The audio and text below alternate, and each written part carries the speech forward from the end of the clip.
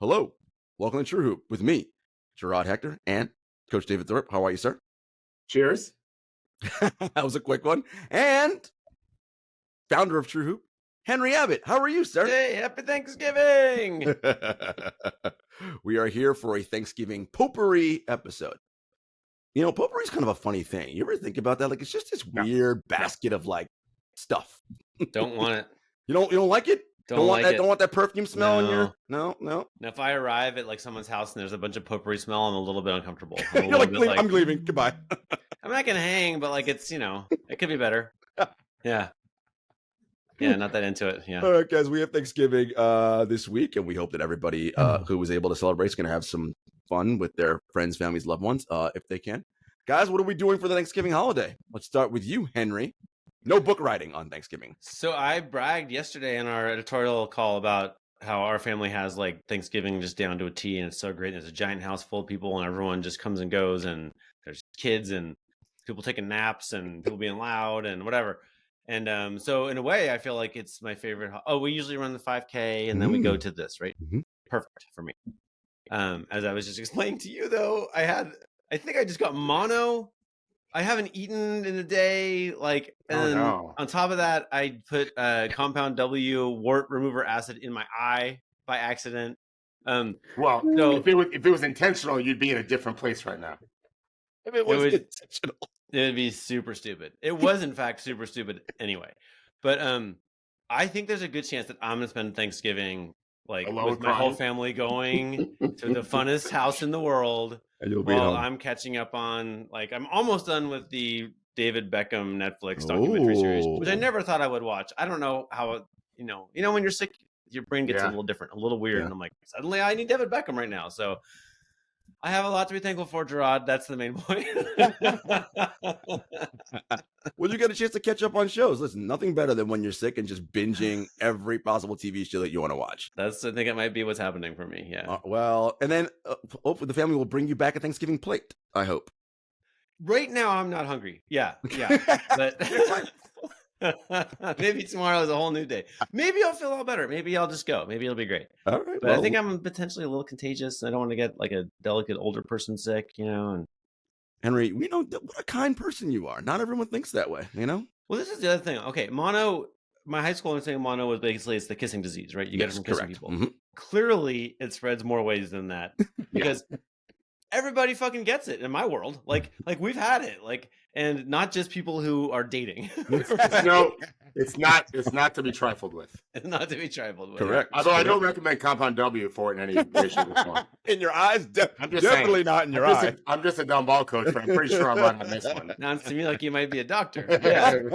Yeah. I'm not a doctor, but I play one on TV. David? Hey, kids, don't put acid in your eye, all right? That's just like a little tip for the holidays. No. Yeah. A little tip.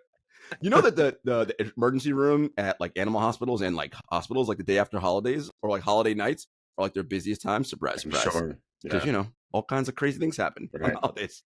People be stupid. Yeah. Weird stuff. David, what's going on Thanksgiving Day? It's we've had some festive holidays with all of our parents alive and 25, 30 people here. It won't be that, missing two dads. And my son is away with his team. He won't be able to come. But I'll have one nephew, one daughter. I think the nephew's bringing a friend. Both our moms will be here. Mostly, I think one of my sister-in-laws can't come. So it's just my wife and one of her sisters who lives here. And I stay the fuck away. Mostly will be outside. I think it's going to be maybe high 60s, low 70s, which is incredible. Not always the case in Thanksgiving. And now they've roped in, conscripted is the better word, my daughter. She is going to be in the kitchen with them. And basically my turkey day is full of no's. No turkey, no football, no TV. I'm going to hang out, I think, with my mother-in-law some and my mom who can't stand long. They're both in their 80s. And just be thankful for a day of not having to watch basketball. I love watching basketball. I was up at 6 this morning doing it. I was watching at 12:45 in the morning. So I got a 5-hour and 15-minute break, and I'll do it all day today. College games, pro games. I'm not going to do it tomorrow. Yeah. I'm not going to open my laptop up one time, and I'm going to do as many, what else can I do, honey, questions as I can possibly ask, because I'm a fortunate man. And I can steal a few extra minutes with my daughter just hanging out because I haven't seen her much since been home, I'll do that too. Yeah. That sounds How lovely. about you, Jarod? I know you're cooking up a feast. Make sure you're serving lots of drinks too, David. I got to pace myself. I'm an old man now. I can't do it early. And I think my daughter is in charge of sangria. I said, Rachel, first of all, this is my home. You are a guest. You don't live here anymore. I thought we got that straight when you went to college. You now come back to visit. This is not your home. She's Secondly, like, stop boxing me out, Dad. Right. Right. Yeah. It's called Torpedo's Bar for a reason. And I used to really take some time to do sangria, but when she said she wanted to do it, I could not have been happier. I won't probably be drinking it, but because it'll be for kids. I'm not there's any kids here. It'll be for kids. It'll be the 22-year-old version of what sangria should be, and I didn't offer any ideas, and she didn't ask for any. I have a really good añejo. You guys remember the movie The Three Amigos? Mm-hmm.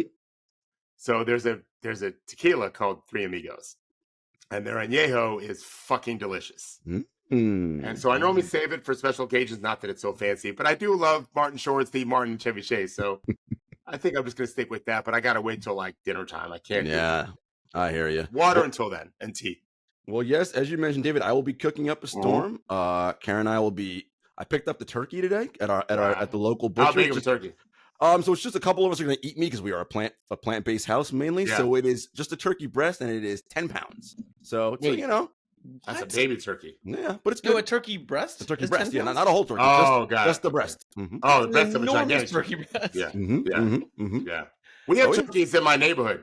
A family lived nearby, started keeping them, and then realized they can't. No, I'm sorry. We have one turkey and then peacocks, and I'm waiting for them to get in a fight, and they all kill each other.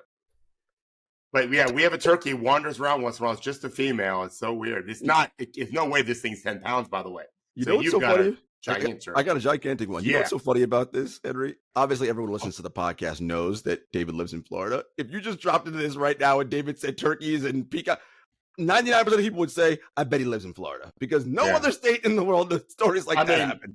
The turkey thing is not usual, but peacocks are no gem, by the way. They're a pest bird. They're beautiful. But they're a pest. But they eat snakes, so they're. Do they really? Oh yeah. I like that all of a sudden. Ooh. I don't like peacocks. I fucking hate snakes. If you told me they ate snakes and spiders, I'd buy one. Yeah, it's like the enemy of my enemy. Yeah. So you're making turkey, and what else are you making? Turkey, Yeah, well, give us the risotto. whole. Give us the. Take your time. With You're doing fancy. Oh, fancy, listen, man. fancy. Oh, yeah. I want the whole cordon bleu rundown. Butternut squash soup. We are doing a cheese board with our Blanc de Blanc course, right? So that's first. Then the butternut squash soup with a white wine. Then the risotto and turkey and vegetables. The vegetables will be broccoli, parsnip. What else did we buy? Some other vegetable, possibly zucchini. And then we will, of course, we got different 2 wines for that. We have a white Chocolina, which is delicious. Red, a lovely Pinot Noir from the Willamette Valley. Henry, you know something about that? That's my spot. That's your neck of the woods, Henry. That's what we like to get the Pinot from. Yeah. That's also where you got me from. Yeah. Delicious. Yeah, right. By way of England, but yes. And then pumpkin pie and ice cream. Yeah. So we're doing it up, man. Nope. Did you say stuffing? No, we're gonna skip the stuffing. Yeah, it's okay. I like stuffing, but it's just, you know what? Like, I forgot. Buttermilk biscuits. Jesus. Oh, that's a big step. Yeah, that's key. Yeah. Are you gonna be wearing an apron? Oh yes. Yeah, good. Mm-hmm. Okay. I did not hear anything about añejo. Well, listen. So after the wine, pioneers drink some añejo. I'm sure of that. we have single malt scotch, which is a favorite of mine. As you know, we got some bourbon as well. So we'll see. See how the night takes us. Is it expensive scotch or just solid scotch? I have both, solid and expensive. If you want to make a drink with solid scotch, have I not told you about The Godfather? Yeah, you told me about that for sure. Yeah. You need to be drinking. It's my drink. Yeah, it means something to me personally because of my dad. But yeah, drink The Godfather with not great scotch or Japanese whiskey. It's really good with it too.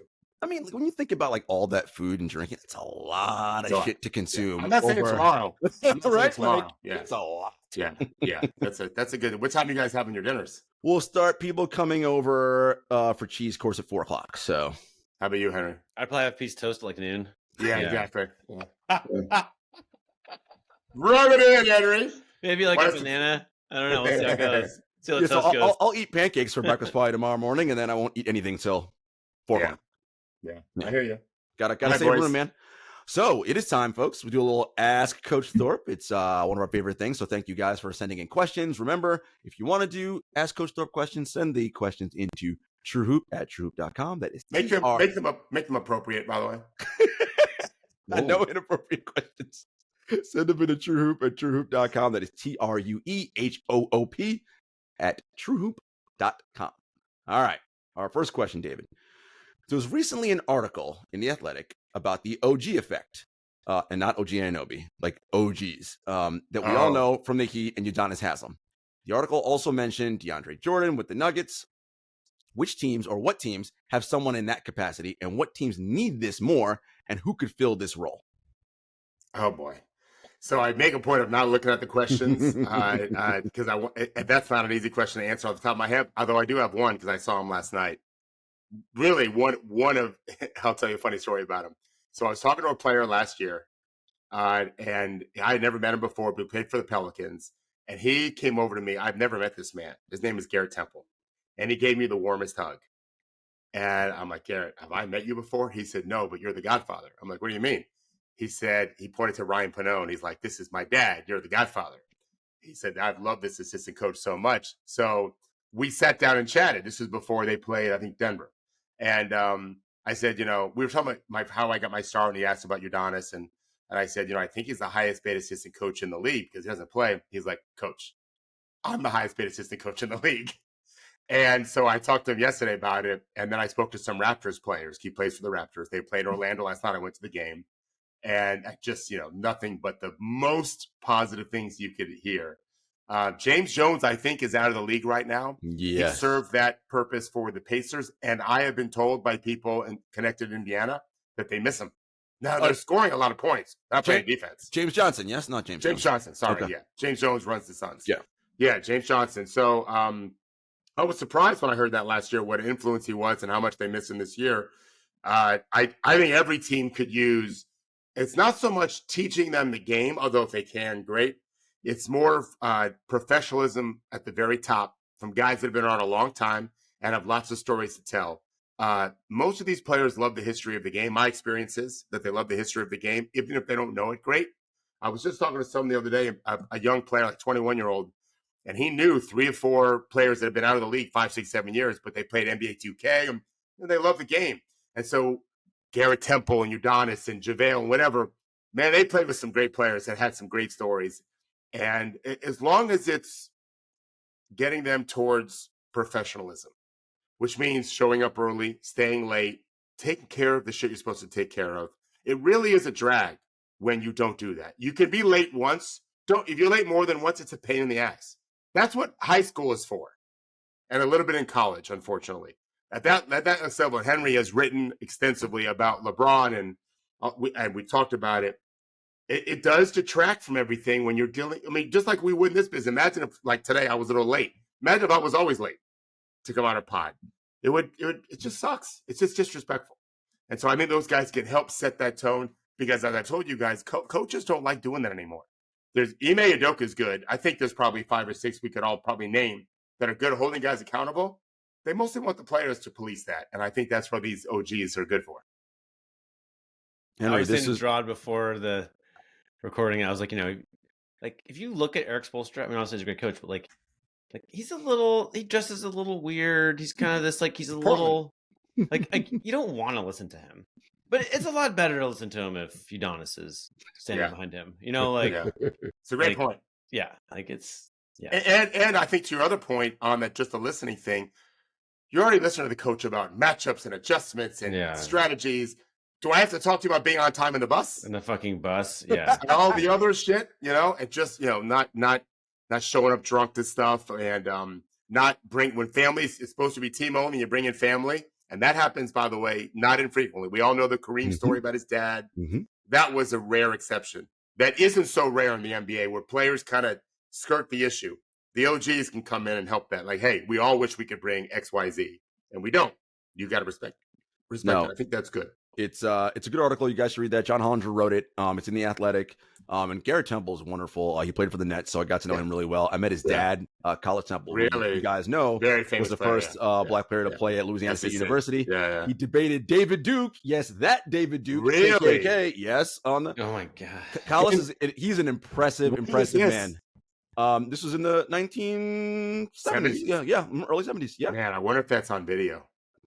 I don't know, but Collis is an impressive man. With his son, amazing. And so, I feel like you can't help but be the right son if that's your dad. His son could be commissioner. He never will be commissioner of the league, but if Garrett wanted to, he would help the league a lot. He's that kind of person. Yeah. He is wonderful guy. Yeah. President of the United States would be great too, by the way. We'll take it. Smart dude. On Monday's show, David, we talked about Cade Cunningham, Scotty Barnes, and Evan Mobley a little bit. Those were all players in the 2021 draft class. Yeah.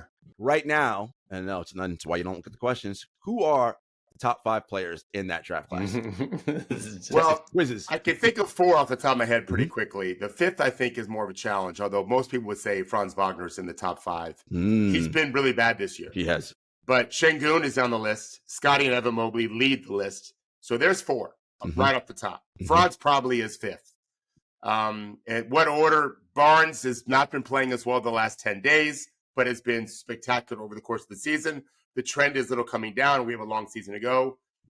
Cleveland is playing well, and Mobley is a big part of that, obviously. They're the top 2. I would put Şengün right there with them. He's been just fantastic. And I really love Suggs defensively. Remember, you can't just look at offense. It's unfair to do that. He has become an elite. He was on his track last year to be an elite defender. He's doing that. I have to witness it in person. The energy that he brings, and the aggressiveness, that team is a nightmare to play against because of their turnover forcing and steals, and he's a huge part of that. And Franz Wagner's on the same team, so that's probably my top 5 right there. Maybe I'm missing someone, but no, I like it. That's Jones pretty good. In that draft, 2nd round pick. Yeah, he's on the top 5. Love him. But would you put him in your top 5 of that class, like top 5 players right now? No, I would put those other 5 ahead of him. Yeah. I mean, Franz Wagner is also an elite defender. He's just not. I mean, he could be right there with Şengün, Scotty, and Evan if he could shoot or finish at the rim. He missed a bunch of shots yesterday at the rim. It's been an issue plaguing him. We have an article coming out about risers. Henry had an idea about these ascending teams. It's coming out maybe today or Friday. And Orlando's one of these teams. And Franz's inability to finish is a big deal. No, but it's early. Let's see what happens. Yeah, he's a talented player. Really defends, and really works hard. And I spoke to people around the Magic facility who said he's just all about competing and getting better. People that I think would tell me the truth if that wasn't the case. I just wouldn't say it on the air. But if they told me in confidence, but no, they're very excited about his prospects too. So let's stay in Orlando.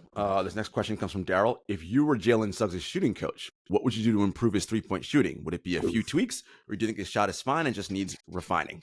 If you're just listening and not watching a video, David just made like a ooh kind of face. Yeah. I'm one of those guys that's I don't take this lightly. There's someone working with him every day on his shot. And for me to act like I can just solve anything, I ain't Jesus, right? I would really have to study a lot of it. There are some basic things that shooting has to happen. You need to have balance. You have consistent follow through, a consistent timing. Amazingly enough, guys sometimes release the ball. If you started a stopwatch, the millisecond they began their shot and then stopped it, when the ball finally left the final fingertip, right, it would be a different time by a couple, and that's a problem. 1 millisecond, 2 milliseconds. So I have to study all of that. But that does become a good foundational thing. Where's your balance? Where's your consistent shot mechanics? Are you better going left, going right, mostly catch and shoot? Are you a 2-foot guy? Are you left foot, right foot? He's a right-handed shooter, so left foot, right foot shot, 1-2 shot. I would look at all those things, and really part of this is shot selection, but also not just shot selection in terms of where are you on the court and are you doing it off the dribble, but also are you sometimes going off your right foot when you don't have to? In other words, left, right shot, great. Right, left shot, if a right-handed shooter is not as good. Almost no shooters are better off going right foot first when they're right-handed, but some guys do it. If you think of, remember John Salmons? Mm-hmm.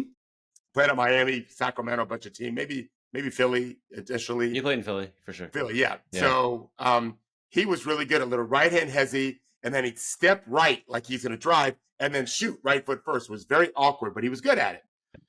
So some guys are doing that when they don't have to do it, and they're not as good doing it. So you got to clean all that stuff up. And then the last thing is the reps of it. Before I know what to change, I have to study it. This is something I just was talking to a coach from a team yesterday about, assistant coach from a team yesterday about. They do so much spot shooting, guys. And so often I only look at the first shot. Mm. When you're doing this, you got to make 5 from a spot. I only look at the first one. Because if it misses, I don't count the others. Because in a game, you don't get the others. You just get the one. So when you're working on this, if you make the first one, you can keep going because you're trying to groove rhythm and form. If you miss it, as I told the assistant coach yesterday, they missed that first shot on the spot. Make them go do something else first, then bring them back. If they got to make 5, they got to start with a make first. Every single time you got to start with a make. And so, and you got to get game speed. I'll just tell you, I watched Paolo yesterday, Banchero, working on his handle. Super slow and syrupy. Not at all game realistic with very few exceptions. Guys that work on shooting sometimes do that too, but in a game, it's so fast. And I think you got to clean that up too and get them to shoot with the same pace each day, almost all the time, the way they might do in a game. So I would start with those things without really knowing the shot all that well. Well, that's good stuff. Henry, you'll like this one. Shaedon Sharpe is being used heavily as the team needs scoring, but is not very efficient and is asked to do a lot. This is from Cameron. He says, I know Coach Thorpe didn't like him not playing at Kentucky. Well, he's playing now. What are your thoughts about this? And there's such a thing as too many minutes for a young player. A little side note, Coach Phillips was like, oh, yeah, his defense has definitely gone to hell with all those minutes he's playing. It's like, that's what Chauncey Billups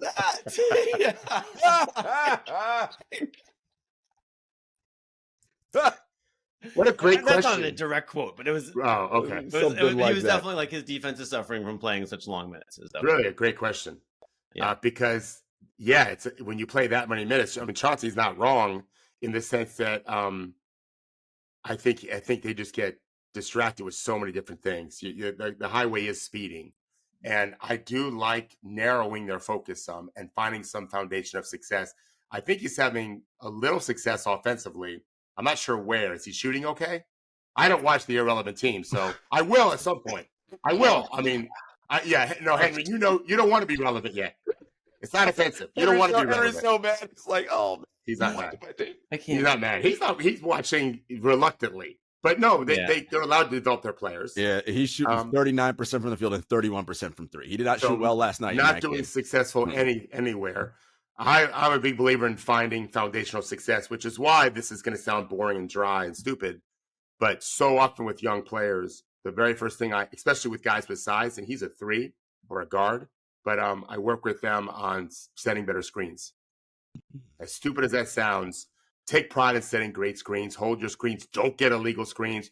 And then once you're good at that, how to maneuver, whether it's short roll, whether it's roll to the rim, if you're a big, whether it's pop, right? Once you're good at that, you can ghost better, which is a fake screen. But if you're not a very good screen to begin with, your ghosting won't be as good because they know it's coming to begin with. It's just almost like a fake screen. It's not effective. I'm a big believer in getting guys a foundational spot that I'm good at this. And then things kind of start slowing down and you can get to the next thing and the next thing. But if I'm Shaedon Sharpe, if I'm developing him, I'm focused on defense first, personally. Because I think offense is not going to be hard for him. He's so talented. Defense and in transition, early post-ups, he's a big dude for a wing guard. He's got some real size to him, some physicalness to him. Race and get a layup or dunk, great. If not, but the guy back as a guard, seal him under the rim, and then get out of the way because you're not any good after that really anyway. But really lock in defensively. On the ball, off the ball, it's a process, but that's why it's hard to do with a bunch of young guys because all of them, you got to pick a little core for each one to focus on. There's a lot of puzzles to put in place and not enough guys to do it. That's why they're going to lose a lot of games. Yeah. Well, there's this, he's been leading the league in minutes played much of this season. That's amazing to me. And to me, I'm like, there's no way that this level of minutes is going to help his development. He's not going to have these epiphanies and breakthroughs about playing with more intensity while he's this kind of tired. That's a great point. But to me, there might be a thing. I'm interested in your views on this. Maybe letting him feel that for a month is a teaching point in and of itself, right? Maybe I feel like usually neurodevelopment happens right with an exposure to stress and then a retreat, and you kind of like put together your next attempt, right? Like, do you think maybe there's some value in just like, oh, you think this is easy?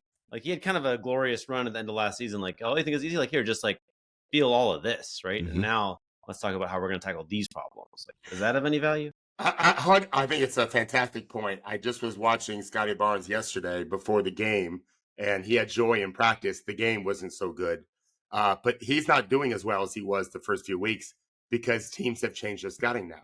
Mhm. He's one of the two main focal points with Pascal, and it ain't easy anymore. It just isn't.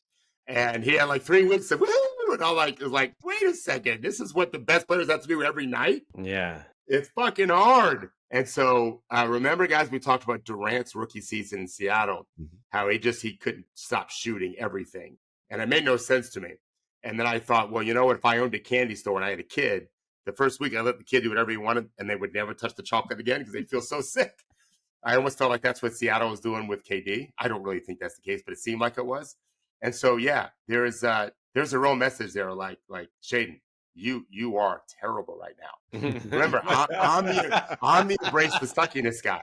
I'm the embrace the suckiness guy. Matt, if you want to learn to hit, this is how it happened. You have to first admit you suck at hitting. He's like, yeah, I suck at it. I'm like, okay, now we're good. Because if you think you just need a little tweak, we're never going to make it. No, you got to redo everything. We have to totally commit, blah, blah, blah. It became a huge strength for him.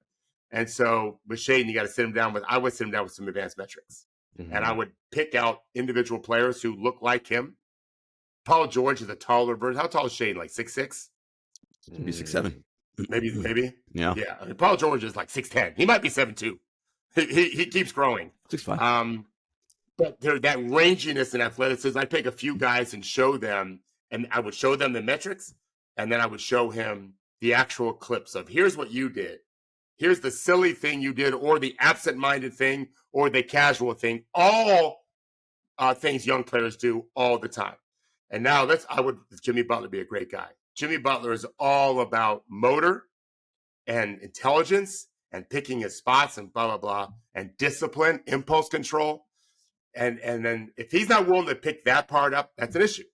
If he is, then we're good. Yeah. No, I love that. This question, speaking of young players and learning how to play, comes from Ryan in San Antonio. And we talked a little bit about this on Monday, David. He asked what the current state of the point guard position is in the NBA. And he's asking because he watches a lot of Spurs games and he's intrigued, but also baffled by the season-long Jeremy Sohan experiment at point guard. Jeremy's talented, has got lots of energy and skill set, but he doesn't see him as a point guard. So how has the position changed, and how does not having a traditional point guard hurt the development of young players like Wemby, Devin Vassell, and Keldon Johnson? Well, there's a lot of things to a point guard. You have the organizing principles that a really good, I call it lead guard, can bring. That isn't just looking for himself to score. And I think Jeremy doesn't have any of that, but he doesn't have the impulse to score either, which is good. He doesn't know how to quarterback. He doesn't have the handle for it. He probably is learning the system pretty well. But the example might be, you've heard this many times before. Watching Dennis Schroeder play is not a fun thing to watch if you're more of a basketball purist. He's a super talented player, for sure. I've always said that about him and written that. But in his mind, I think if someone's got a couple matchup advantages in score in an NBA game, not preseason, I think he's thinking, okay, he's had his touches. Now it's my turn, or I'm going to get to someone else. I think that's a huge mistake. That doesn't mean you should never do that, but it's not a good strategy. Because the guy that's cooking his opponent is not going to have that many more matchups against that opponent before some natural change, subbing, fouls, whatever. This is Toronto's trying to win. And when you just waste possessions, which that's what I call it, by not throwing it to where you think you have a great matchup, just so you can distribute the food elsewhere, I think that's a bad strategy. But that's how basketball used to be played. Dennis Schroeder, it does that. Jeremy Sohan doesn't have any idea how to think that way. He's never been in position to do that. Watch Tyrese Halliburton or Andrew Nembhard, other lead guard, play with Buddy Hield. Buddy Hield he should probably get them both cars every year. Well, in Tyrese's case especially, like a Lamborghini, because you can look up too. I guarantee you their numbers are really good together. because Tyrese always looking to shoot and score. But if Buddy's out there too, Buddy started yesterday. They scored 157 points. I think Buddy had 20-something. Tyrese had probably, I haven't looked, 40-something maybe. So crazy. 37. He's always looking for him. I just don't think Jeremy has that game. The other part of it is you've got connecting passes, which is good to have for a lead guard. You've got high-level assists, which I don't think Jeremy has got any skill for. He does the first one. Not everybody does. But he does. He is a connector. He's willing to move the ball. But you also want to create easy shots for your teammate. Well, how do you do that? One, you run good actions, and I can deliver the pass. My teammates need to set good screens. My teammate looking to get the ball has got to use those screens well. Another way is let me just cook my guy at the dribble and dish it for the dunk, right? Drive, draw help. He doesn't play downhill like that. Tony Parker did. Now, he could really score, too. Ginobili was kind of both. He could attack. He could connect. I don't know what the Spurs are doing. I will tell you this. I don't think I've ever said this on the record. I'm concerned. Their experiment. I said this to Henry maybe yesterday. Cleveland did this with LeBron as a rookie, and in summer league. And I asked Paul Salas. I was there. I was not in the media. What are you doing? We were sitting watching a game. What are you doing? He's a monster offensive rebounding talent at 6'9" or so as a guard. But at point guard, you got to get him back on defense. Well, he gave me some stupid answer, I thought. It didn't last long before he wasn't a point guard anymore. I do think it helped Giannis play some point. I do. I think it helped his ball handling. He couldn't really dribble. I think it forced him to be a better dribbler, and that really enabled him later on to be a high-level scorer.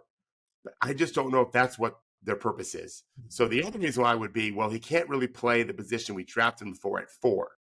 And he's not really quick enough to guard many threes. Maybe he will be. Can't really shoot. That's improved this year. Not really a scorer. Let's try him at point guard. I feel like it's almost a desperation move because I don't know why they're trying to lose. But I don't think it's good for Wemby at all. To answer the question, I don't think it's good. It's not as bad for Devin Vassell, but I think Wemby needs some easy buckets. He doesn't get many. Devin can use screens and shoot now. He's a high-level player. Wemby's not that guy. He's a teenager. Yeah. So I don't love it for San Antonio. I think you'll see a pivot. I heard someone tell me, connector of the Spurs, that 15 games in, we'll change it if we need to. So we're right about there. So the after Thanksgiving holiday weekend, you may see a change for that with that in mind, that it's been 15 games and let's try him at some other position. They could. I mean, if they really want to win now, they could easily get a point guard, right? Mm-hmm. Like, I mean, they have Trey Jones. He's not terrible. And I know Wemby's numbers are way better with Trey Jones, but they could get another one if they need, right? Yeah, for sure. Yeah. There's a G-League point guard or a whatever. There's somebody. They could find one in a trade. There's plenty. TJ McConnell is available. Like, there are things they could do, and wouldn't be surprised if they do. Yeah. All right, this last question comes from Nick. He's been thinking about the in-season tournament and how to shorten the games for player health and fan interest. He's wondering what you think about the Elam ending or his preferred variant, the first 2-100. It will be a nice way to differentiate the tournament, and it's the simplicity of playing 2-100, which calls back to how pickup games are played, right? First to 10, whatever. So what do you think about that for the in-season tournament? I don't love the Elam ending. I do love shortening the game to 40 minutes.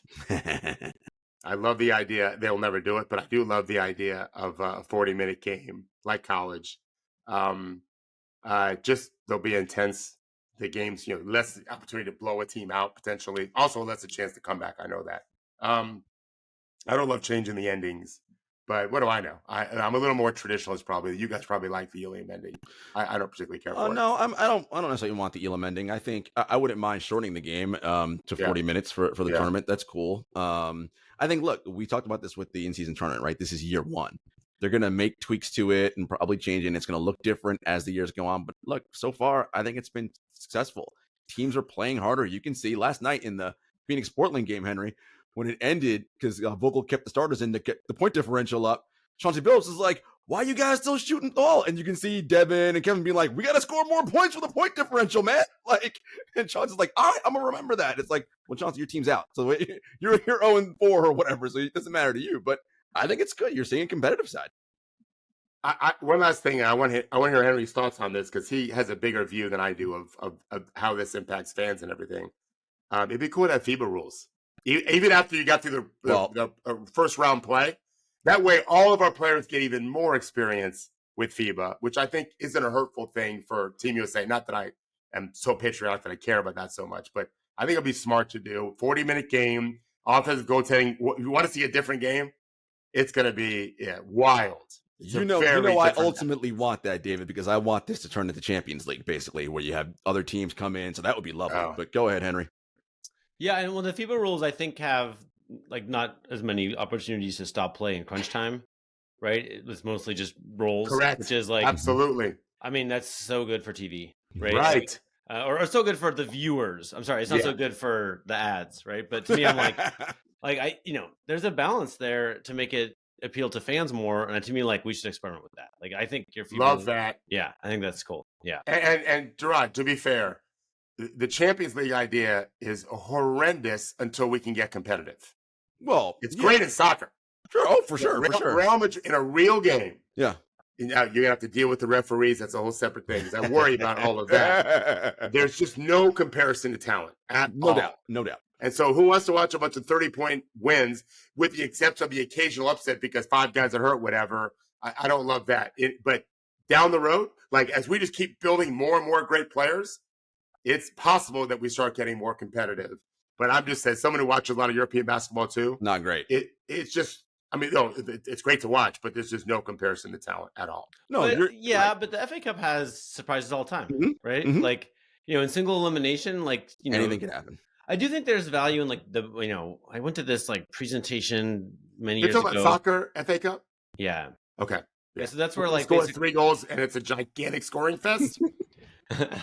I'm just saying that like when you match up in single elimination or the NCAA tournament, when you match up like crappy teams and good teams, it's not assured who's going to win. Like in single elimination, like you create any one game, right? I just don't think there'll be a lot of competitive games. There will be some for sure, for different reasons. Yeah, but it would be on the main stage if it happened, right? Like I do think there's like we had another question that was kind of about like under 23 leagues or whatever. I love that. I've been saying that. Yeah, but the thing is like it's not.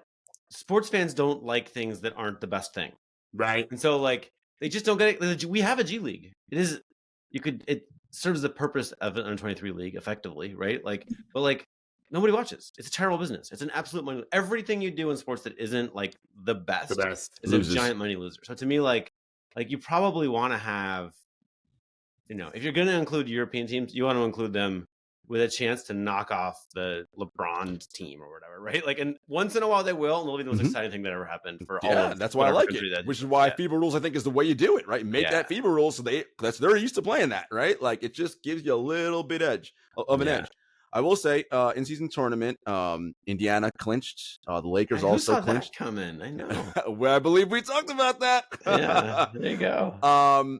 Look, I think the league would love it if the Lakers came out of the West as like right, because they know eyeballs, LeBron, huge on TV, and I would love it if Indiana was their opponent on the other side of the bracket, right? Of course, Lakers would be favored, but single elimination, and we just saw Indiana put up 160 points last night. The way they race, I guess Atlanta. Who's clearly not. No, but still, it's a lot of points. Listen, if LeBron's not feeling great that day, or AD's not feeling great, and Halliburton and Buddy Hield are racing up and down the floor. They beat him last year in LA. Right. Neymar hit the game winner at the buzzer. So and that will be fun. So I'm excited. I think the tournament worked out well, or is working out well.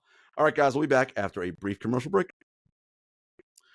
Okay, so at TrueHoop here, we spend a lot of time critiquing the NBA, and rightfully so. There's lots of bad things that go on. Somebody has to, Jarod. Right, that's right. That's our job. We're going to talk about dark money, doping. It's all there. That's what we do. But, I figured there are things we like. We do love the game, and we love basketball. So I figured let's talk about some things that we actually like and we enjoy about the NBA.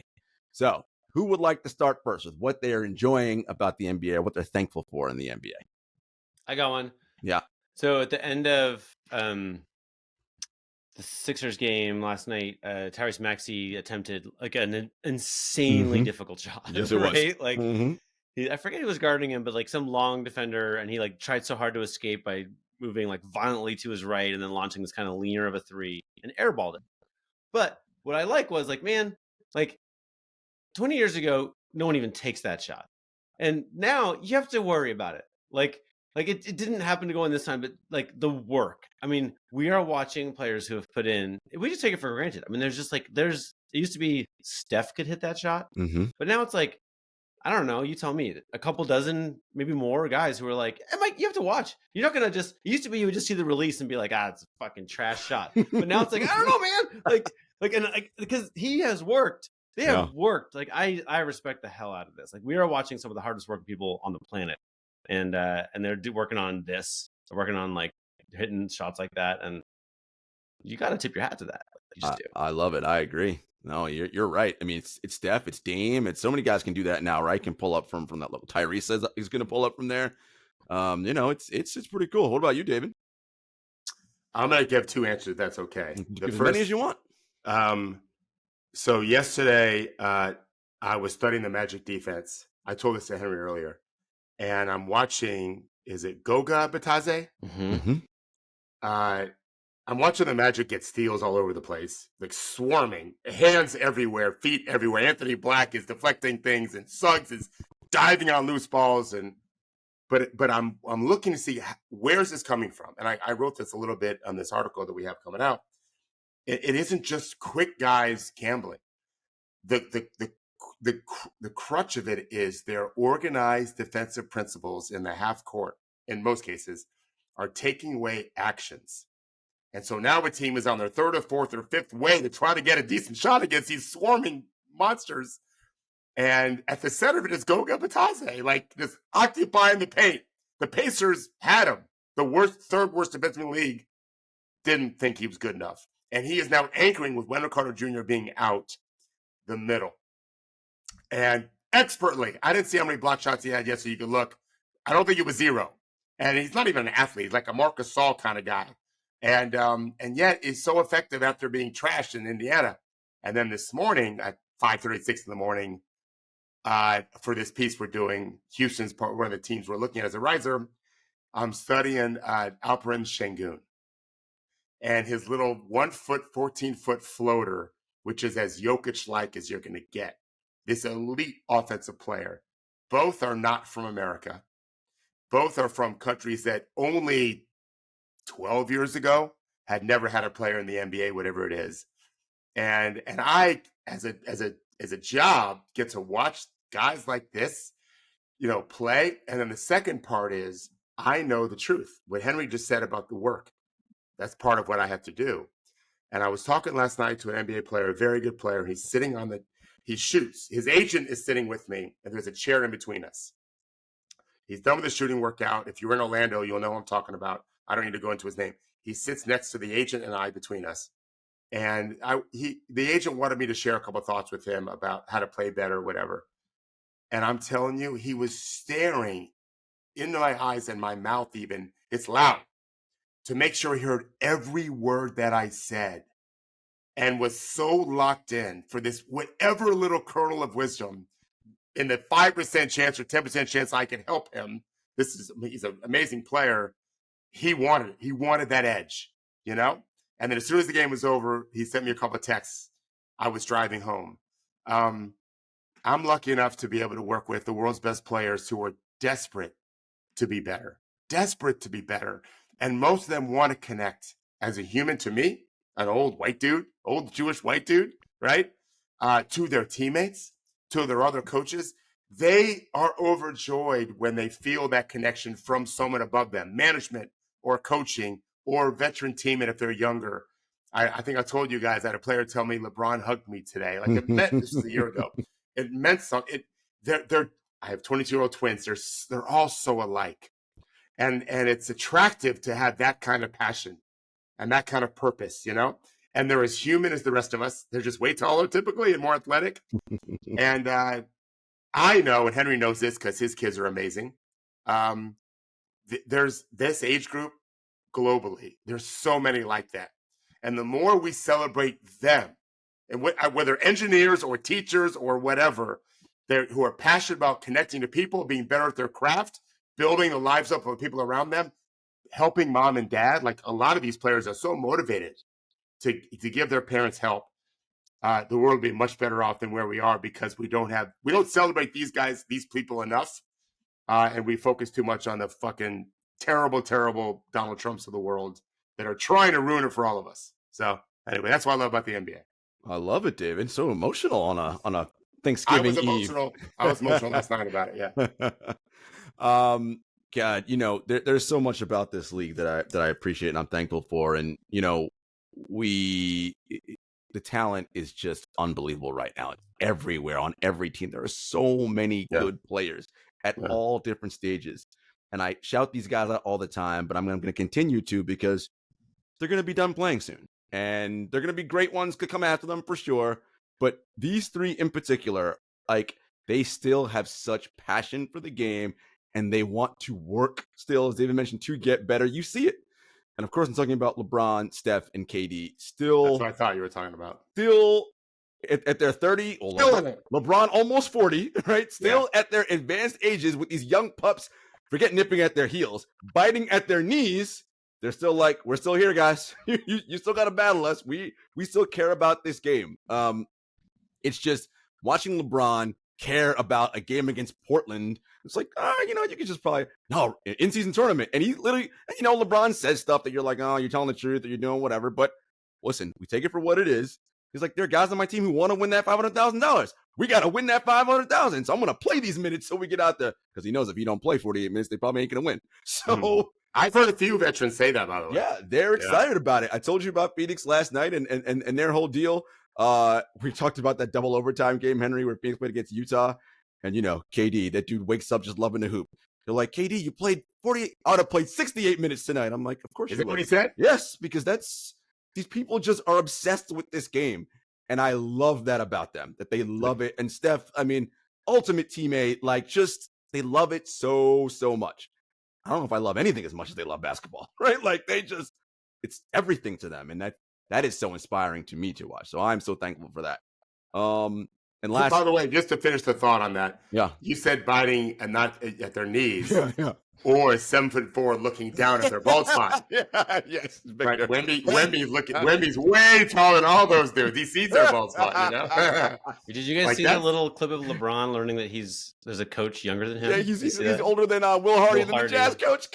And he was right. It had a very genuine, like, holy crap, kind of like reaction. He's been around, man. He is an old man. He's been in this league, and what he's doing at this stage, you're just like, all right, man, unfathomable. It's ridiculous. So again, kudos to those three. They're among the greats. And I've said it before, but I gotta compliment the NBA when they try something and it seems to be working. Kudos to Adam finally getting the in-season tournament moving and working. It matters. The players care about it. You can see they clearly care by how they're playing, by what the coaches are doing with minutes and rotations. It's awesome. And the fans are getting juiced about these games too. And we haven't even gotten to the knockout stage yet. Wait till that happens. Can we make one unanimous recommendation? What? You don't like the courts? Orlando's court was gray and it worked. It didn't hurt my eyes. Okay. I'm not. Philly one is rough. Yeah, there's a few. Which one's rough, Henry? Which one don't you like? Philly. All the red ones. All the red. Just go with the lighter color, and then you can have something bold in the middle. Or go, what's Toronto's, right? They go gray on the outside, dark in the middle, like black. That's what I'm saying. Go whatever you want in the middle, but when the big thing on TV, it hurts. In person, Orlando's court looked great, I thought. Yeah. And you're right, Jarod. I didn't think about this until you said it. It was a pretty good crowd. It was packed. But I do think they made a big deal with the in-season tournament the whole game. I saw what do you call going in on the side of the billboards? Oh yeah, and banners. Yeah, like it was something. It was something different. It wasn't just a Tuesday night in November before Thanksgiving. It was a play-in tournament game. In-season tournament game. I liked it. They're selling the hell out of it. And Tyrese Halliburton had some great comments. He's like, "Look, I've never played in the playoffs in my career. I got a chance to win something now. Yeah, of course I care about this. Yeah. And let's be real. Indiana's playing well now, but no guarantee they're making the playoffs this year. So, if they can go with this in-season tournament, I love to see it. It's good. Kudos, NBA. All right, guys, we're going to finish up with top 5. So, Henry, that's usually how we do it because you're usually not here. We start with number 5, and we each go with our 5, and then we go 4, 3, 2, 1. So we will start with you. Who is number 5 on your team? Top 5 teams in the NBA. You're asking me. Yes, you. Yeah, I really think that it's like the 4 and 5 ones don't even matter right now. So I kind of, just for fun, put the Thunder number 5. I love that. Yeah. We talked about them on Monday. Such a Thunder homer. I don't know how that is. They're just fun to watch. They are fun to watch. Yeah. I watched them today a lot. I probably have who Jarod has. I have Cleveland at 5. No. Really? Yeah. Guess what I put in 5? The Bucks. I had to bump them up. They're starting to play well again. Yeah, I had to put them at 5. You're not stupid. I had to put them there. Yeah. All right. They're playing much better, They actually. are. Yeah. 4, Yeah. Henry. Who you got at 4? Maybe we all have Minnesota. I have Minnesota at 4. Yeah. Yep. Yeah. Number 3, Henry. Number 3, I'd sort of. Oh yeah, number 3 is Denver for me, for sure. Okay, David. Philly. Nuggets for me. Okay. Number 2. 2 for you, Henry. Philly. We're switching. Yep, same. I have 76ers. We're all in Boston. We're all on Boston. This is number not 1. fair right now. Yeah. Milwaukee at 5 was, to me, it was one or the other with them or Cleveland. Yeah. And hard to say. Yeah. The Thunder are fine. Yeah, I'm not trashing them. So we talked about this, David. And by the way, Cleveland won that game last night against Philly, so they're still alive in their bracket of the in-season tournament. Excuse me. Cleveland's net rating still extremely high, amazing, despite their record being poor, which to you probably means the good sign. What is their record? They might be I 2 games, like 2 games. 8-6. Yeah, 2 games above 500. So they're not like 10-4. Right, but Right. Right now, there's one juggernaut. So until they can figure out how to beat Boston consistently, we have one super team right now. You ever think like, I mean, I know it's not like this, and coaches don't think like that, but you're like, man, Boston, you're peaking too early. You don't want to be playing this good now. We got a whole 5 months to go. Like, you know what I mean? God. Who says they're peaking? Right? They just need to play ball. Maybe they can play way better. Right? Right. Especially the second unit. Yeah. Those guys have, Hauser and those guys are not used to playing a bunch. Yeah. And, just wait. Brad might have something else up his sleeve. They actually, so Cleveland had the game without Donovan Mitchell and Darius Garland. And they had I think they had a bazillion assists roughly, right? Like, to me, like that's a cool way to mess with your regular season and learn about your team, right? Is like, okay, how do we play without Donovan? Like, what do we do? Like, I feel like that's like I could definitely, and Donovan his body's benefiting from the break too, right? Like, right. Yeah. We should also, to Henry's point about Boston, Jaylen Brown is not playing great. No. Yeah. And so when you talk about elasticity of that team, well, there's an All-NBA player that can get much, much better, like Tatum did 2 seasons ago. There's an All-NBA player who can get traded. Yeah. Well, I don't think they'll do that this year. I don't think so, but no. Someone's gonna, I mean, there's the way that the contracts are.